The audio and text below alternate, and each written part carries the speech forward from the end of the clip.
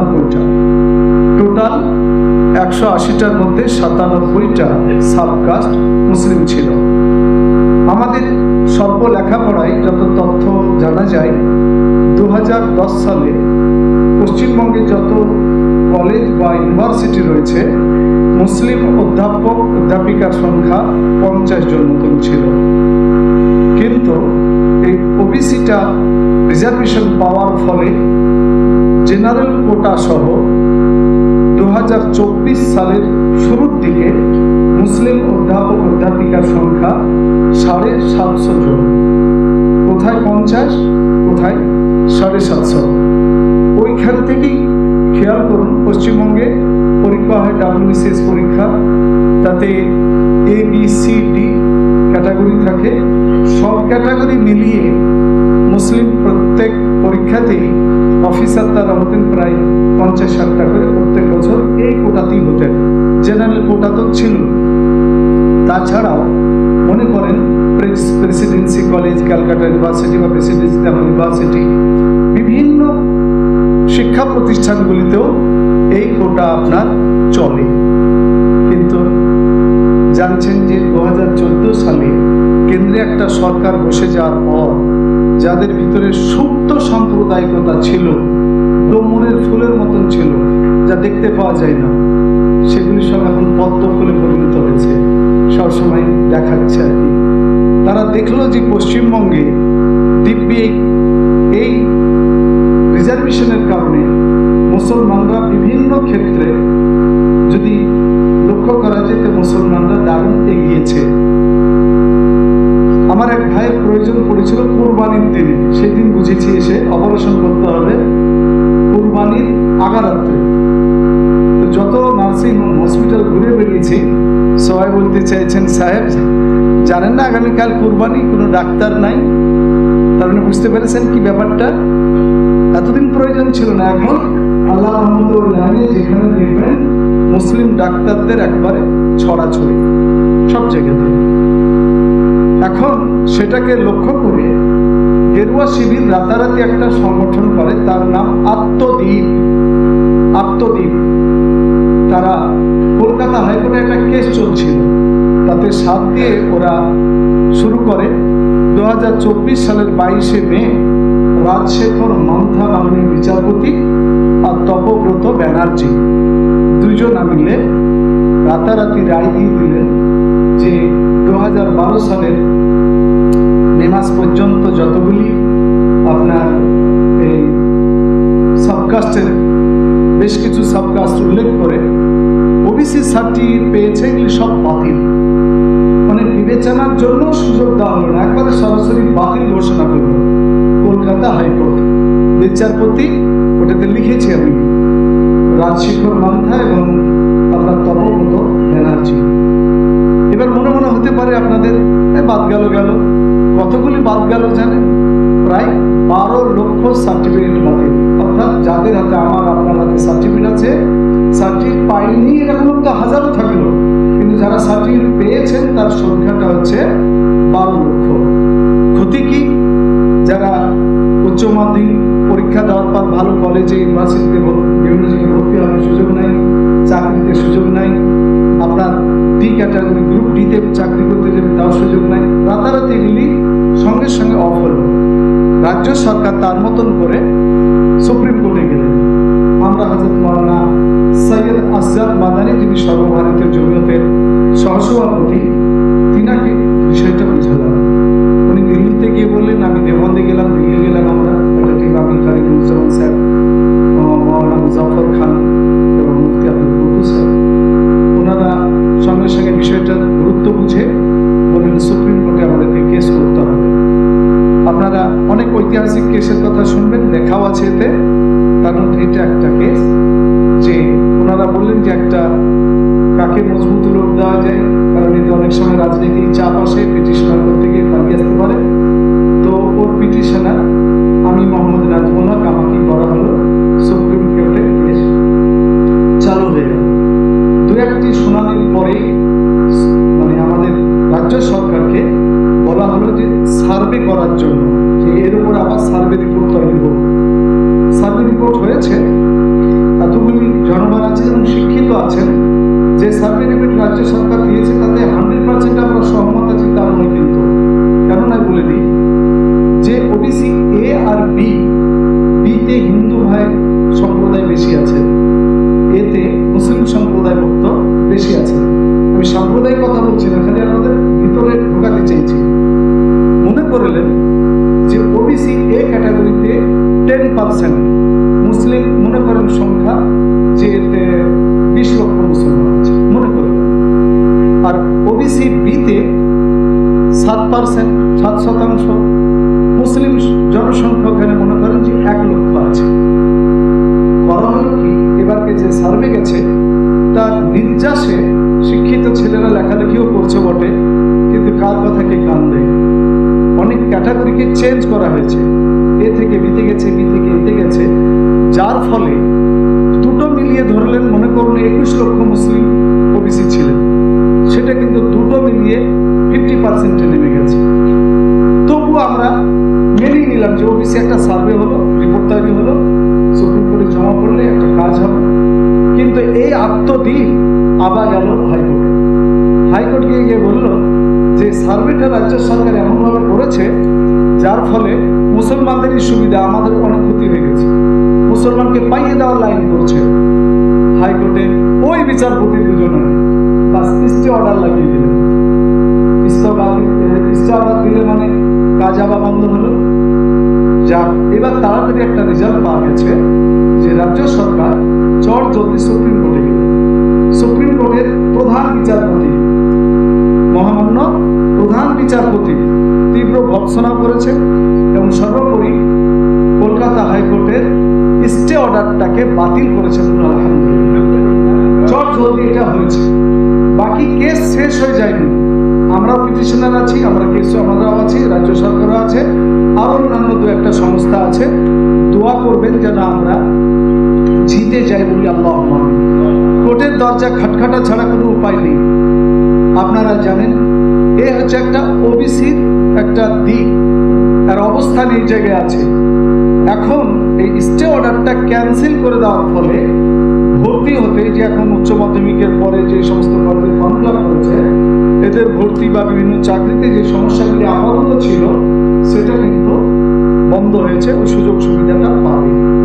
তবু আমাদের কাজ থামলে হবে না, কারণ এই আরএসএস বা বিজেপি মোদিজির নেতৃত্বে বা এই মানসিকতায় যারা চলছে তারা কিন্তু থেমে নাই। একটা যেছে আর একটা, একটা যেছে আর একটা। আমরা ধরেন সর্বভারতীয় স্তরে আমাদের বড়রা ভাবছিলেন মাদ্রাসা প্রথমে বন্ধ করে দেওয়া হবে। কোথায়? উত্তরাখণ্ডে, ত্রিপুরা, উত্তরপ্রদেশও তার প্রভাব পড়ল। সেটা কেস করে আটকালো, কেন মাদ্রাসা বন্ধ হবে?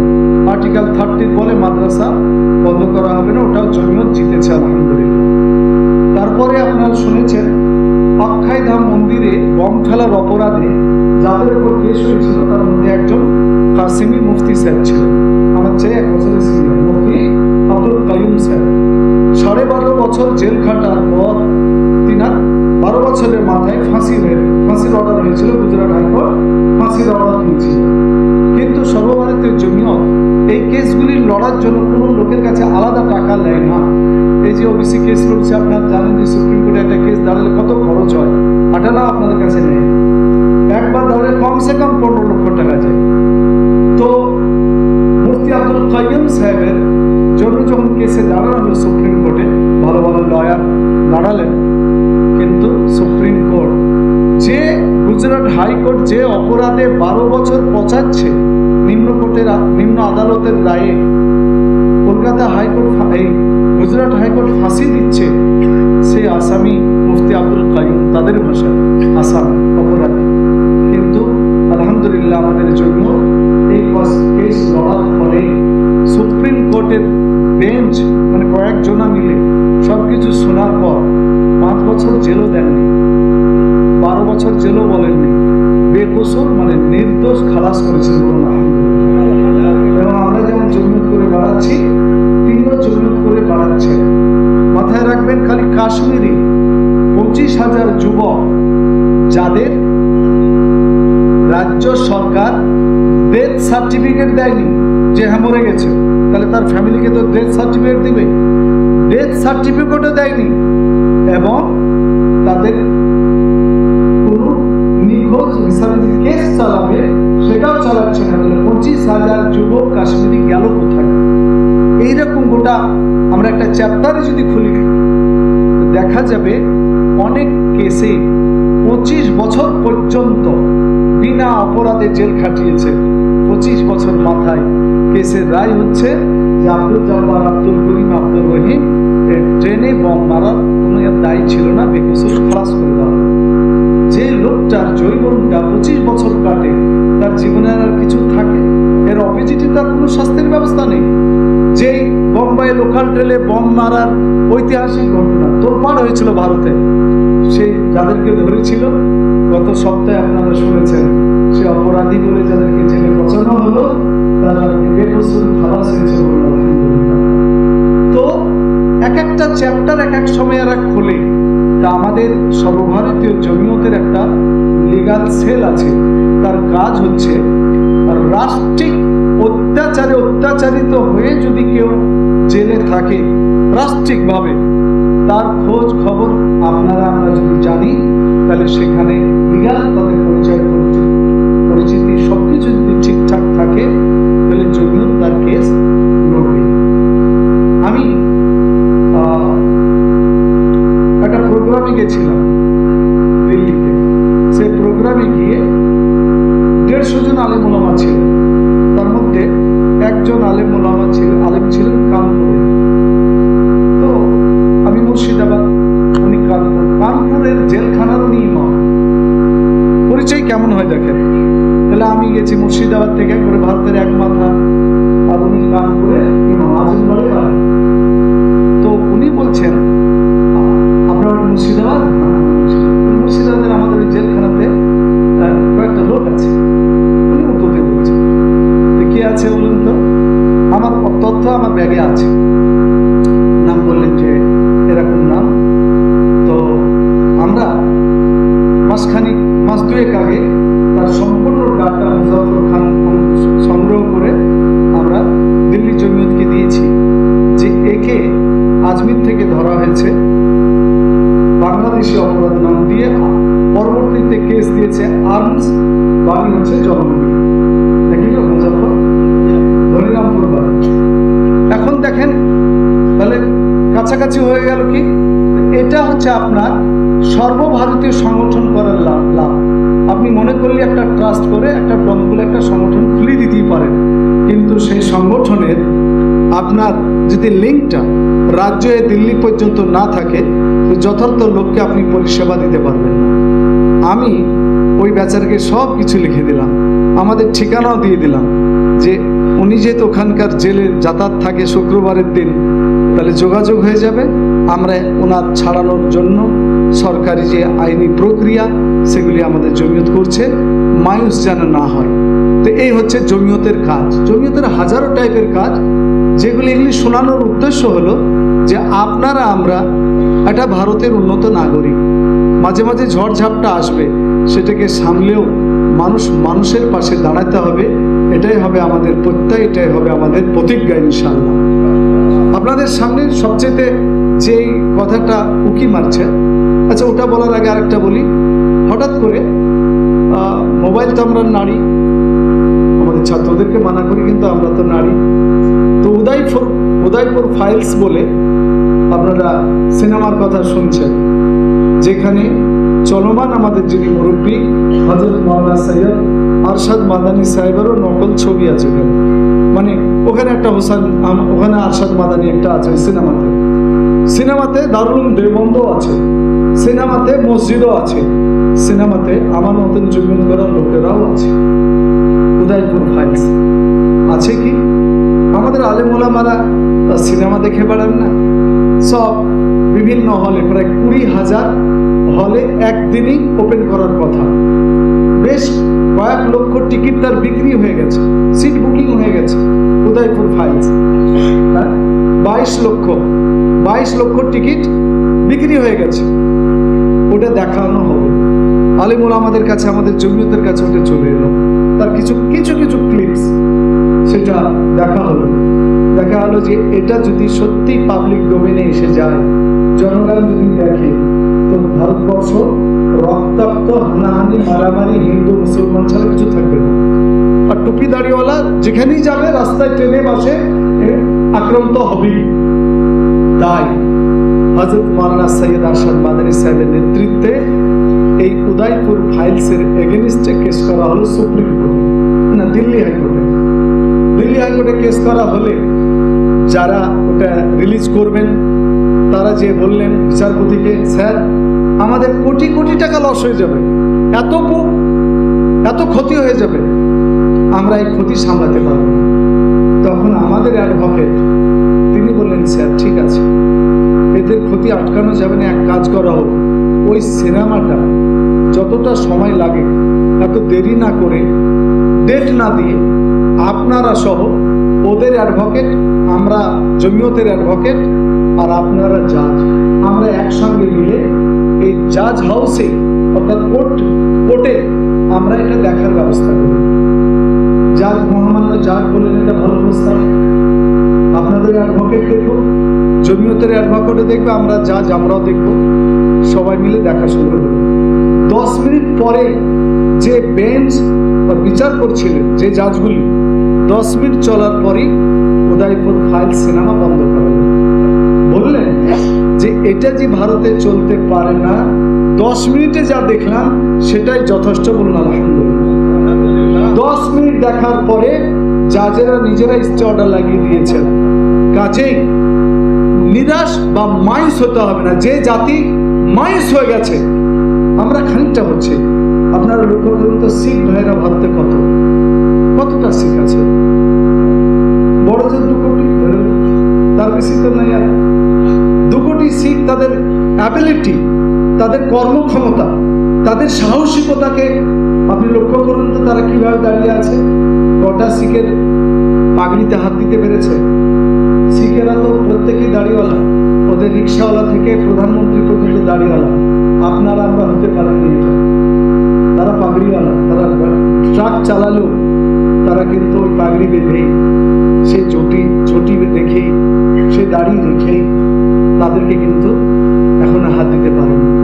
কিন্তু তারা এটা নিশ্চিত, তারা এটা বুঝেছেন, বৌদ্ধ ভাইরা বুঝেছেন যে মুসলমানদের প্রতি যে অত্যাচার নিপীড়নটা হচ্ছে, যদি এই সাম্প্রদায়িক সরকার, কেন্দ্রীয় সরকার যদি সফল হয়ে যায়, সত্যিকারই যদি মুসলমানকে দমিয়ে দেয়, মুসলমানরা যদি এতে শেষ হয়ে যায়, আমাদের মতন এই কটা লোককে শেষ করতে আর এই সাম্প্রদায়িক লোকগুলি বেশি দেরি লাগবে না। তাই দেখবেন আমাদের সঙ্গে কাঁধে কাঁধ মিলিয়ে ভারতবর্ষের আদিবাসী, দলিত, শিখ, জৈন এবং বৌদ্ধ ভাইরা একসঙ্গে আছে। আসুন হিম্মত করে কাজ করতে হবে, থামলে হবে না। যখন দেশ ভাগ হয়েছিল, বর্ডার এলাকায় যেদিকে তাকাতেন সেদিকেই রক্ত, সেদিকেই লাশ, পচা গন্ধ আসত। সেখানে দাঁড়িয়েও আমাদের মুরব্বীরা, আমাদের আলেম ওলামারা কাজ করতে পেরেছেন। সেদিন এখন আসেনি, ইনশাআল্লাহ সেদিন আসবে না, কিন্তু আমাদের প্রত্যয় সেদিনকার আলেমদের মতনই থাকতে হবে। আমরা চেষ্টা করবো ইনশাআল্লাহ। এবার একটু আসি SIR প্রসঙ্গে, মানে নিবিড় ভোটের যে ভোটার লিস্টের যে ভেরিফিকেশন হবে তার উপরে আলোচনা। অ্যাকচুয়ালি এখনো পশ্চিমবঙ্গে আমাদের যে পশ্চিমবঙ্গ নির্বাচন কমিশন আছে, তাদের কাছে নোটিফিকেশন এসে গেছে। তারা নোটিফিকেশন করলে আমাদের সর্বপ্রথম DM এর কাছে আসবে, DM এর পর BDOর কাছে যাবে, আর গ্রাম এলাকা থেকে, বিভিন্ন জায়গা থেকে মাস্টারদের, গ্রুপিং চাকরিদেরকে নিয়ে BLO, block level, booth level officer নিয়োগ করা হবে। 1 মাস হোক, 2 মাস হোক, ডেট এখনো ঠিক হয়নি। গোটা পশ্চিমবঙ্গ সহ মুর্শিদাবাদে বেশি, কারণ আমরা বর্ডার এলাকায় থাকি, মুসলিম অধ্যাসিত জেলা। একটা গেল রব, একটা হই রব হচ্ছে। তার জন্যই আন্তরিকভাবে আপনাদের আহ্বান। সবচেয়ে ভালো লাগছে, আপনাদের জাযাকুমুল্লাহ জানাচ্ছি যে আজকের আসনে আপনাদের নজরে তেমন VIP নাই। রাজ্যের অমুক মন্ত্রী, অমুক শান্তি, অমুক হুটখোলা গাড়ি, সবুজ বাতি, লাল বাতি, কিচ্ছু নেই। ডেকেছে যে লোক, আপনারা বসে আছেন সব উই আর ইকুয়াল, সবাই কিন্তু আমরা সমান। আপনারা সাড়া দিয়েছেন, এটাই হচ্ছে সংগঠনের সাফল্য, যে কে ডাকলো এটা বড় কথা নয়, কিসের জন্য ডাকলো সেটা বড় কথা। সে যার জন্য ডাকা হলো সেই এজেন্ডাটা যদি সাবলীল হয়, তা আপনার আমার যতই কাজ থাক, এবারকে যখন এই মিটিংটা ডাকছি মুর্শিদাবাদ জমিয়ত উলামা হিন্দ, আমার মনে হয় আমার যে টিম রয়েছে প্রায় 90 জন মতন আমরা ওয়ার্কিং কমিটিতে আছি। আলহামদুলিল্লাহ আপনাদের দোয়ায় সঠিক সময় সঠিক সিদ্ধান্ত এ পর্যন্ত নেওয়া হয়েছে এবং ব্যর্থ হয়নি। গত যে ওয়াকফ সম্বন্ধে যে মিটিংটা হয়েছিল আপনার স্কয়ার মাঠের উপকূলে টেক্সটাইল মোড়ে, আপনারা তো সবাই এসেছিলেন নাকি? আলহামদুলিল্লাহ এসেছিলেন তো। দেখেন সভা হয়েছে, তারপর আর জেলায় সভা করতে পারা গেছে, দেখতে পাচ্ছেন করতে দিচ্ছে, সেটা একটা আলাদা চ্যাপ্টার। কিন্তু খানিকটা দোষ আমাদের, প্রশাসনেরও দোষ, কিন্তু খানিকটা আমাদের। যদি যথার্থ নেতা সামনে না থাকে আর নেতাকে মাননেওয়ালা যদি জনগণ না থাকে, তা আপনি কিন্তু সফল হবেন না। কারণ আপনার ভিতরে ঢুকে কে গোলমাল পাকিয়ে দিবে, সব দোষ নিয়ে। আজ জমি করে কতজনের নামে কেস বলুন, পাশে কারা দাঁড়িয়েছে বলুন, কি সব আমাদেরকেও দিল্লি থেকে জিজ্ঞাসা করা হচ্ছে। কিন্তু আমরা বলছি না যে সংগঠনের বাইরের লোক তাই বলে তাদের পাশে দাঁড়াতে হবে না, তা নয়। কিন্তু সংগঠনের লোক হলে সুবিধা হয় কি, যে আপনি আব্দুল করিম, বাড়ি কোথায়? হরিয়ারপাড়া। কোন গ্রাম? লালনগর। তাহলে মুফতি ইসরাইল সাহেবকে বলবো, মুফতি ইসরাইল সাহেব লালনগর পৌঁছাবে, লালনগর ইমাম সাহেব আছে আমাদের, দেখা যায় আপনার নারী নক্ষত্র বেরিয়ে আসবে, তার তথ্য পেয়ে যাবো, বম বাঁধে না বাঁধে না, তাহলে তার হয়ে তাজা রক্ত দিয়ে তার পাশে দাঁড়াতে পারবো। আর যারা ছলনা করে লুকিয়ে বেড়াবে, মুখ দেখানোর জন্য নেতাদের সাথে খালি ছবি তুলে বেড়াবে, তার যদি নারী নক্ষত্র না জানি, তাহলে কোর্টে দাঁড়িয়ে আমরা তার হয়ে রক্তটা দিব কি করে? সেই জন্য একটা লিঙ্ক দরকার, একটা চেন দরকার। মুফতি আব্দুল সালাম সাহেব হাদিস শোনাছিলেন, তাতেও একটা চেন দরকার, তাতেও একটা সনদ দরকার, তাহলে হাদিসটা জয়ীফ সহিহ ওর উপরই নির্ভর করে। আপনাদের ক্ষেত্রেও তাই, আমাদের জনগণের ক্ষেত্রেও তাই। আমরা unity is the great strength, একতাই হচ্ছে মহাশক্তি। আমাদের জেলাটায় আমি মনে করি সব যুগে ডান বাম যে যখন থেকেছে আর কি, এই জেলায় নেতা তৈরি হয়নি, নেতা হয়েছে। লক্ষ্য করে নেন, তাকে চেলাগিরি করা আমরা বেশি পছন্দ করি, আমরা বেশি একটু তেলাম করা পছন্দ করি। আমাদের বুদ্ধি কবে হবে? আজ ভারতবর্ষের রাজমিস্ত্রি অনেক, মুর্শিদাবাদের রাজনীতিকার তারা একবারে নগণ্য। রং মিস্ত্রিও অনেক, আমাদের কাছেও ওটা নগণ্য। আজ আলামিন মিশনে টপ র্যাঙ্ক করবে কারা? মুর্শিদাবাদের ছেলে ছাড়া আবার কে? কত ডাক্তার হচ্ছে সেই বিভিন্ন মিশনগুলি থেকে। কাজী ব্রেন নাই তা নয়, কিন্তু রাজনীতি থেকে ব্যক্তি পূজা করতে গিয়ে ভোতা হয়ে গেছে। সবাই রাজনীতি করুন, ইমান বাঁচিয়ে রাজনীতি করুন। আমার কওমের প্রশ্নে যখন আসবে সেখানে আমরা হাত তুলব না, তার বিরুদ্ধে বলবো, তার দল করবো, কিন্তু তার বিরুদ্ধে বলবো ইনশাআল্লাহ। আপনার যদি সেখানে আমরা বিকিয়ে যাই, তাহলে কওমের কাজ মার খাবে। আজ কতটা জেলা পরিষদের সদস্য? আমাদের 78টা নাকি জেলা পরিষদ, তার ম্যাক্সিমাম মুসলিম। এমএলএ 20টা, এমএলএ হচ্ছে আমাদের 22টা, তার মধ্যে মুসলিম এমএলএ বেশি, সভাধিপতি মুসলিম। ঠিক বলছি না? বলছি না? বেশ কিছু দলের নেতাও মুসলিম, তারপরও জীবিত লোক যাক জীবিত লোককে মারে ধরে লিখছেন গরুর বাহানাতে, ছাগলের বাহানাতে, ভাষার বাহানাতে। আপনারা তো মরা লোককেও মারলে পারে এতদিন জানতাম, কাউকে গাল দিলে অনেক ছোট ছেলেরা আমার মরা বাপকে গাল দিয়েছিস বলে রক্ত টকবক করে। কিন্তু বহরমপুর জেলা পরিষদের পাশে কবরস্থানটা দিন দিন ছোট হচ্ছে, 280 বিঘা জমি, কবরস্থানে কেটে রোড হয়েছে, রোডের জায়গাগুলিতে দিব্যি দোকান করে দিয়েছেন, সেগুলিতে আবার দোকান বাড়াচ্ছেন। ওটা আমরা এসে যদি রাস্তায় কথা বলি, এসপি কি বলবেন, ডিএম কি বলবেন? বলবেন সাম্প্রদায়িকতার লোকেরা মাথা চালা দিয়েছে। পেপার পত্রিকাগুলি আমাদের ছবিগুলি আলাদা করে হাইলাইট করবে, কিন্তু আপনারা করেন সিপিএম, কংগ্রেস, টিএমসি। আপনারা দাড়িটাকে তো একবারে কাটরিনা কাইফের মতন করে চলে, গালটাকে নিয়ে। আপনারা যদি প্যান্ট শার্ট পরে প্রতিবাদটা করতেন, সাম্প্রদায়িকতার তকমাও লাগতো না, আমাদের কবরস্থানের কবরবাসীর জায়গাটা তো বেঁচে যেত। আমার তো বুঝে আসে না, সরকার ল্যান্ড ব্যাংক করেছে, ল্যান্ড ব্যাংক, ব্লাড ব্যাংক যেমন শুনেছেন, ল্যান্ড ব্যাংক শুনছি যে ল্যান্ড ব্যাংক করে বিভিন্ন কবরস্থান D1 অর্থাৎ খাস খতিয়ানে এসেছে, বেশ কিছু মসজিদ খাস খতিয়ানে এসেছে। DM সাহেব, BLO সাহেব, SDLO সাহেব, DLO সাহেব, ইনারা সেগুলি কাটতে চাইছেন না, না আমাদের হাত দেওয়ার কোনো ক্ষমতা নাই। আচ্ছা, কারণ রাস্তায় চলতে মন্দির হয়ে যায়, আমাদের কোনোদিন কষ্ট হয়নি। আমরা বড় বড় অফিসে যাই, সেখানে ছোট্ট করে অফিসারের পাশে মা দুর্গা, মা সরস্বতী, মা কালীর ফটো থাকে, আমাদের কোনো অসুবিধা লাগে না। কারণ আমরা আল্লাহ আল্লাহ লোক, আস্তাগফিরুল্লাহ পড়লেওয়ালা লোক, আউযুবিল্লাহ পড়নেওয়ালা লোক, ওইসব দেখলে আমরা আউযুবিল্লাহ আস্তাগফিরুল্লাহ পড়ে নিলেই আমাদের ভিতর ঠিক হয়ে যায়, কোনো অসুবিধা হয় না। কিন্তু আমাদের মসজিদগুলি যুগ যুগ ধরে চলে আসছে, সেটা খাস খতিয়ানে কি করে গেল, কারা করলো? কবরস্থান কেন খাস খতিয়ানে যাবে? আর খাস খতিয়ান মানে তো হয়তো ল্যান্ড ব্যাংকে যদি চলে যায় সেখান থেকে জমি ফিরিয়ে আসবে না। আমরা অনুরোধ করব, আপনারা আপন আপন এলাকায় গিয়ে কবরস্থানের কাগজ তুলুন, মসজিদের কাগজ দেখুন। খাস খতিয়ান যদি হয় তো লোকাল বিয়ালেরকে বলুন, যা যদি উপায় না বের করে তো ইনশাল্লাহ আজ সোনাগাছির যারা জৈবন বিক্রি করে খায়, দেহ বিক্রি করে খায়, তাদের খরিদ্দার ধরতে পুলিশ যদি একটু গোলমাল করে, তারা পথে নেমে আন্দোলন করে, ট্রেন বাস বন্ধ করে, যারা জনকর্মী তারা পারে। আর আমাদের কবরস্থান মসজিদকে ল্যান্ড ব্যাংকে নিয়ে নেবে, খাস খতিয়ানে রাখবে, আমাদের দখল রাখতে পারবো না। এর জন্য আমরা রাজ সড়ক কাঁপাতে পারবো না বলে প্রথমে আমরা আইন মেনে বিএলওকে বলবো, বিডিওকে বলবো, আমরা DM কে বলবো, আমরা শরণাপন্ন হব, আমরা মুখ্যমন্ত্রীকেও জানাবো।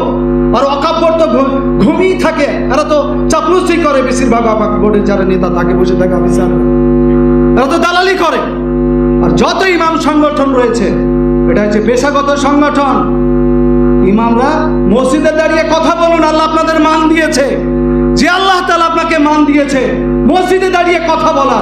তারা যদি মনে করেন লোকের মন জয় করার জন্য রবীন্দ্র সদনে খালি DM আর SPর মানে পিছনে ঘুরে ঘুরে ছবি তুলে বেড়াবো, সে আল্লাহ আপনাকে কার নিচে নামিয়ে দিতেও পারেন, মেহরাব থেকে নামিয়েও দিতে পারেন। কাজে ইমামেরা কাজ করুন, আসুন, আল্লাহ আপনার পাশে আছেন, জনগণ আপনার পাশে আছে, সংবিধান আপনার পাশে আছে। আমরা কার গোলামি করব? আমরা তো আল্লাহর গোলামি করছি। আপনাকে মনে রাখতে হবে, যেই জায়গায় দাঁড়িয়ে আমার নবী ইমামতি করতেন, ওমরে ফারুক ইমামতি করতেন, সেই জায়গায় আমিও সৌভাগ্যবান, সেখানে ইমামতি করার সুযোগ পেয়েছি। আমরা মমতা ব্যানার্জি আর 3,500 টাকা দিচ্ছে, আলহামদুলিল্লাহ, না দিলেও আমাদের আলহামদুলিল্লাহ, না দিলেই ভালো হয় আমাদের। কারণ আমরা ছলনা বুঝি, যে কাউকে প্রয়োজন পড়লে বলছে গতবার 85 ছিল, এবার 90 লিবা না 1 লাখ লিবা। মনে হচ্ছে আমাদের মসজিদে ফল বিক্রি করি না, 1 2 1 3 1 2 কত লিবা। আর ইমামেরা গেল ভুকু খেয়ে চলে এলো বিরিয়ানি। আমিও গেছিলাম, তার আমরাও গেছিলাম।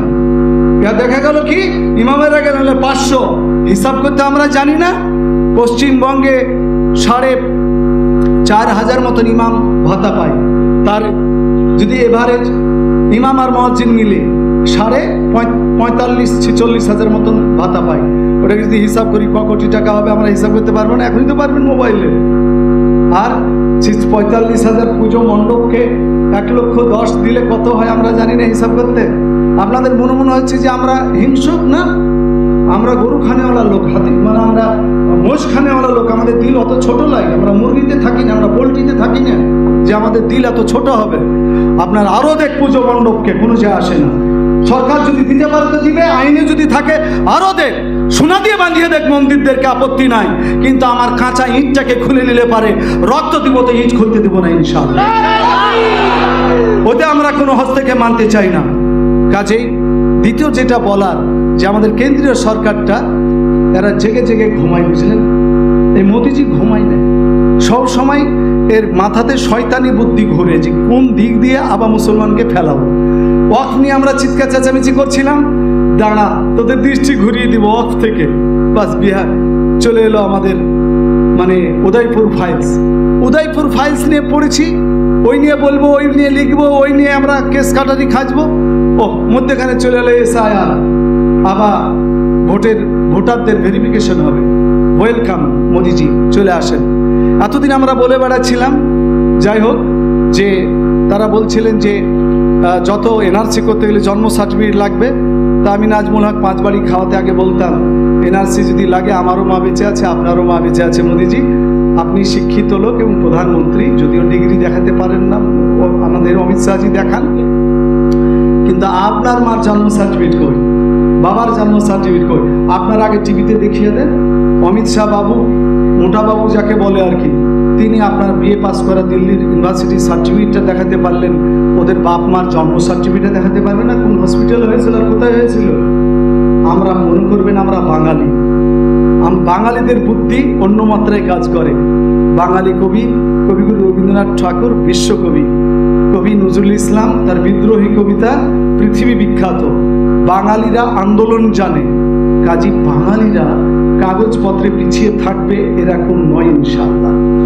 তাই SIR বিহারে হয়েছে, জানি না কিভাবে তাদের 65 লক্ষ লোক বাদ দিয়ে দিয়েছে।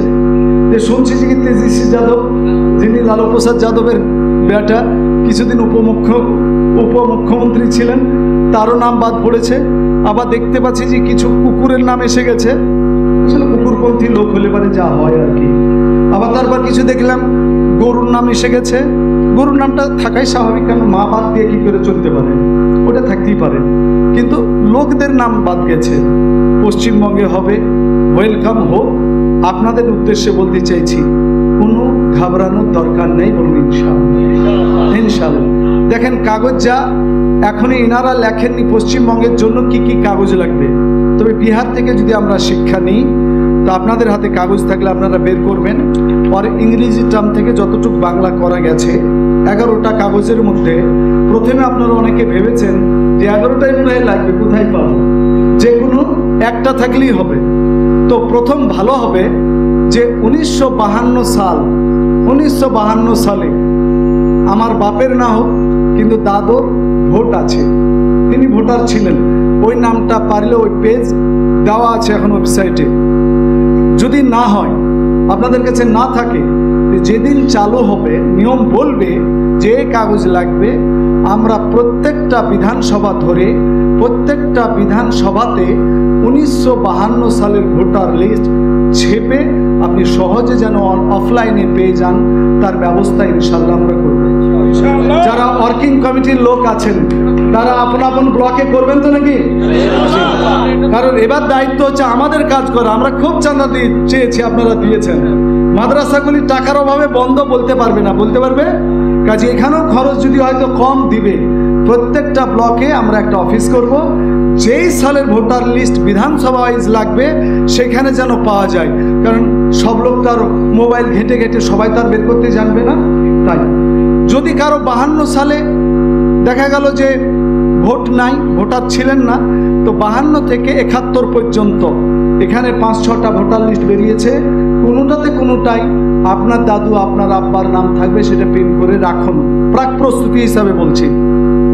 আর 2002 সালের ভোটার লিস্ট, যেতে ভেরিফিকেশন একবার হয়েছে, 2002 সালের ভোটার লিস্টটা আমাদের মুর্শিদাবাদ জেলা এসেছে। মুজাফর এসে গেছে? আসেনি এখনো। কয়েকটা জেলা এসেছে, কয়েকটা জেলা দিবে। আমি এই মর্মে আশা রাখি, আশা করছিও যে পশ্চিমবঙ্গ রাজ্য সরকার এই ব্যাপারে সহায়ক হবেন, তারা ডাউনলোড করার ব্যবস্থা করবেন।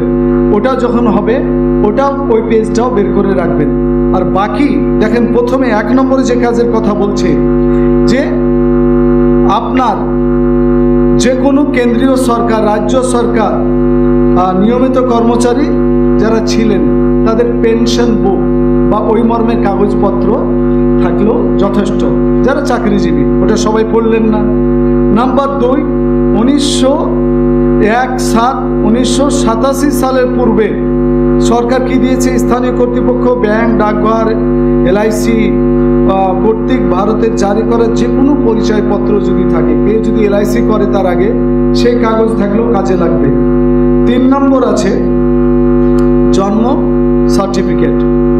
জন্ম সার্টিফিকেটের জন্য নিচে আমি লিখেছি যে delay birth certificate. Delay birth সার্টিফিকেটটা কেমন? জন্ম সার্টিফিকেট সবারই থাকবে। 1989 সালের পরে প্রথম কতগুলি বাপ মা গুরুত্ব দেননি, তার বলে হয়নি, কিন্তু আপন আপন এলাকায় চেষ্টা করুন, ওটা হবে।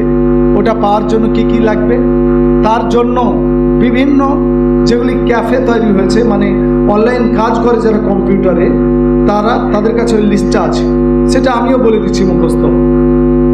নিজের আধার কার্ড, ভোটার কার্ড আর প্যান কার্ড, নিজের যে লোকটা জন্ম সার্টিফিকেট বানাতে চাইছে, প্যান কার্ড, ভোটার কার্ড আর আধার কার্ড, বাপ মার ভোটার আর আধার বাপ মার, আর নিজে যেখানে বাস করেন সেখানকার প্রতিবেশীর 5 জনের ভোটার কার্ডের জেরক্স, এই আধার কার্ডের জেরক্স, 5 জনের আধার কার্ডের জেরক্স, যারা বয়সে 18 বছর বড় হবে। মানে আমার বয়স যদি হয় 30, কারণ 89 পরে তো তাই দাঁড়াচ্ছে আধার কার্ডের ভোটার, তাহলে ভোটার কার্ডের জেরক্স, যাদের বয়স 18 বছর রাখবেন। কোনো কাগজে লিখেছে 12 বছর, আমরা বড়টা নিয়ে চললো, এটাই আমরা পাবো। দিয়ে তারপরে আপনার অনেক জায়গাতে সহায়তা কেন্দ্র খুলেছে, গ্রামীণ সহায়তা কেন্দ্র, এটা পঞ্চায়েত অনেক জায়গায় আছে, কোনো ব্লকে আছে। এই জায়গাগুলিতে গিয়ে অনলাইন আপনি এইসব নথিপত্র দিয়ে জমা রাখুন। এটা চেষ্টা করি না, যাদের পারা যাবে আমরা বের করার, আমরা চেষ্টা করব। এইভাবেও দিলে বার্থ সার্টিফিকেট পেতে পারেন। আচ্ছা, মাধ্যমিক, উচ্চ মাধ্যমিক, বিএ, এমএ, এমএসসি, এমকম যারা পাস করেছেন সেটাও লাগবে। আর নইলে আপনারা মনে রাখেন, এটা একবারে খুব সস্তা, আপনাদেরকে বলছি, যারা যতদূর পড়েছেন, কেউ 4 পাস করেছেন তো প্রাইমারি, 6, 7-এ পড়েছেন তো স্কুল, যে যতটুকু পড়েছেন, যার লাস্ট এডুকেশন মাধ্যমিকের আগে, অর্থাৎ 9, 8, 7, 5 আগে, আপনি স্কুলে যান, স্কুলে যেয়ে বলুন যে আমাকে আমি ক্লাস 7 পর্যন্ত পড়েছি, তার সার্টিফিকেট দেন, এটা রাখবেন। বুঝতে পেরেছেন না পারেননি? আপন এডুকেশনের লাস্ট। আর মাধ্যমিক, উচ্চ মাধ্যমিক হয়ে গেলে দরকারই নাই, ওটা দিই আপনার যথেষ্ট, ওটা করবেন। আচ্ছা, এখানে যারা বনাঞ্চলে বাস করে তাদের বন অধিকার সার্টিফিকেট, মানে বনাঞ্চল তো ধরেন সরকারি সম্পত্তি, তো ওখানে আপনি বাস করছেন, তো সরকার আপনাকে একটা অনুমতিপত্র দিয়েছে, ওটা কাজে লাগবে। আর যে এলাকায়, যেখানে যেটা লিখেছে না যে সরকার কর্তৃক প্রদত্ত কোনো জমি, বাড়ি, বরাদ্দের সার্টিফিকেট, এটাতে আপনারা তো রয় চাচা আছে, নিচে বসেছেন, বারবার ডাকলাম, ভালো বুঝবেন, যাদের পাট্টা পেয়েছেন তারা একবারে নিশ্চিত। জমি পাট্টা দেয়নি সরকার, বামপন্থীরা বেশিরভাগ পাট্টা জমি দিয়ে গেছে, এখনো ব্যবস্থা সিস্টেম চালু আছে। যারা পাট্টা পেয়েছেন, আর শহর এলাকার ক্ষেত্রে তো জমি পাট্টা দেয় না, বাড়ি ঘর দেয়। তো যাদেরকে বাড়ি সরকার দিয়েছে, এই যে 1 লক্ষ টাকা দিচ্ছে, এই টাকা পাওয়ার সার্টিফিকেট নয়, যারা বাড়ি পেয়েছে, ফ্ল্যাট পেয়েছে সরকার কর্তৃক, বা পাট্টা জমি পেয়েছে, এটা কাজে লাগবে। আচ্ছা, ওবিসি, এসসি, এসটি, আমাদের ক্ষেত্রে ওবিসি সার্টিফিকেট যাদের কাছে আছে, এটাও কাজে লাগবে। আপনার বলুন, এখানে 11টা দিলে সার্টিফিকেট, ভোটার লিস্ট, কোনটা দিয়ে এরা আমাদেরকে ক্রস করতে চাইছে? যে যারা রসুন খায় না, পেঁয়াজ খায় না, মসুর ডাল পর্যন্ত খায় না, মুরগি গরু তো বাদ দেন, তারা আমাদের চাইতে বেশি চালাক হয়েছে, ওরা বেশি কাগজে খেলিবে আমাদের চেয়ে। হ্যাঁ, আমাদের হতে পারে কি, আমরা নাজমুল হক শিক্ষকতা করি, স্কুলে শ্যামল বন্দ্যোপাধ্যায়, বানান ভুল হয় না। আর আমরা যে বলি আপনার নাম কি, সেরাজুল ইসলাম, মেরাজুল ইসলাম, ভোটার লিস্টে দেবেন মেরাজুল এসে গেছে। এই ধোকাবাজদের কাজ এগুলি বেশি, যে আমাদের নামটা 14 বার করে ভোটার লিস্টও ঠিক করাতে চাইছে, তাও ঠিক হয় না, ভুলটাই চলে আসে। এলে কার গাফলতি? তো বানান ভুল, গোলমাল। মাস্টার আমিও তো দেখছি স্কুলে পুরাতন সার্টিফিকেট তুলতে যাচ্ছে লোক, তো এখন আমাকেই দিতে হচ্ছে। হ্যাঁ, দেখছি কোথায় রেখেছে জাবেদ আলী, কোথায় জয়নুদ্দিন করে দিয়েছে, কোথায় করে দিয়েছে জাবেদ শেখ। প্রাইমারিতে আনাচ্ছি সার্টিফিকেট, প্রাইমারিতে একরকম, হাই স্কুলে একরকম। তা আমার মা বাপ তো লেখাপড়া জানে না, সরকারের হুঁশ নাই, শিক্ষিত লোকদের হুঁশ নাই যে নামটা ভুলটা করলো কে। হ্যাঁ, যা শুনলে একটা বলে ভালো শুনতে পাইনি। তো আমাকে সচেতনতা বাড়িয়ে এগুলি কাজ করতে হবে। এবার আমরা এতগুলি লোক, আমরা সবাই মিলে জেলার কোনায় মসজিদে ইমাম সাহেবেরা আমরা বলবো, 1 নম্বর কথা, বিভ্রান্ত হওয়ার দরকার নেই।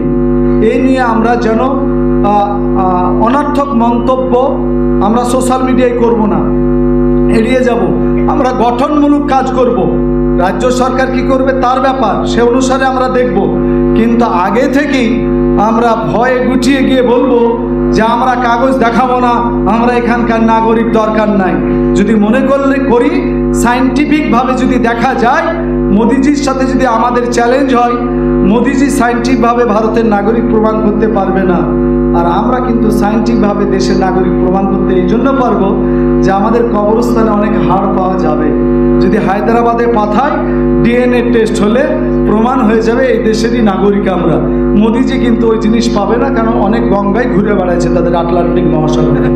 কাজেই বন্ধুবার, আপনাদের কাছে শেষত বলার যে আপনারা আজকে এতটা সময় দিয়েছেন, আপনাদের মূল্যবান দিনে আপনারা এসেছেন। আমাদের যারা শিক্ষিত জেনারেশন, যারা মসজিদ কেন্দ্রিক আমাদের আলেম ওলামা বা আপনারা দিনদার লোকেরা চলাফেরা করেন, শিক্ষিত ছেলেদেরকে কাগজপত্রগুলি একটু বুঝতে বলুন। দরকার হলে পাড়াতে বিএলও যাবে, আর সেখানে বলা হচ্ছে যে পার্টির নেতাদেরকে ডাকবে, কিন্তু আমরা বিডিও অফিসে আমাদের টিম সাক্ষাৎ করবে যে তার সঙ্গেও পার্টির নেতা ছাড়াও গ্রামের 5 জন 7 জন 10 জন শিক্ষিত লোককেও এই টিমে নেন। এই টিমে নেন যে কোন কাগজটা লাগবে দিতে পারছে না, ওই 5-7 জন দল মত নির্বিশেষে সমস্ত জনগণের হয়ে কাগজের ফর্ম ফিল আপ, বিএলওরা যাবে গ্রামে গ্রামে, ফর্ম দিবে। আপনি ভয় করবেন না, ফর্ম নেবেন। যে নিয়মে ফর্ম ফিল আপ করা হবে নিশ্চয় আপনার বিএলও আপনাকে সহযোগিতা করবে, গ্রামের শিক্ষিত ছেলেরা করবে, আলেম ওলামারা উৎসাহ দিবে। আমরা ইনশাল্লাহ একসঙ্গে ভারতীয় নাগরিক হিসাবে আছি, মারতে দম তক। আমরা মোরা গেলেও আমাদের এই মাটিতেই আমাদের কবর হবে আশা করি। আল্লাহ তাআলা আপনাদের আমাদের সকলকে হেফাজত করুন, আল্লাহুম্মা আমিন। এবার আপনাদের সামনে চলে যাবেন না, আমাদের হুজুর আছেন পীরে কামিল হযরত মাওলানা আব্দুল কাদের সাহেব। জি, ও পরিযায়ী শ্রমিকটা মুফতি আব্দুল সালাম সাহেব বলছিলেন বলে মনে হলো।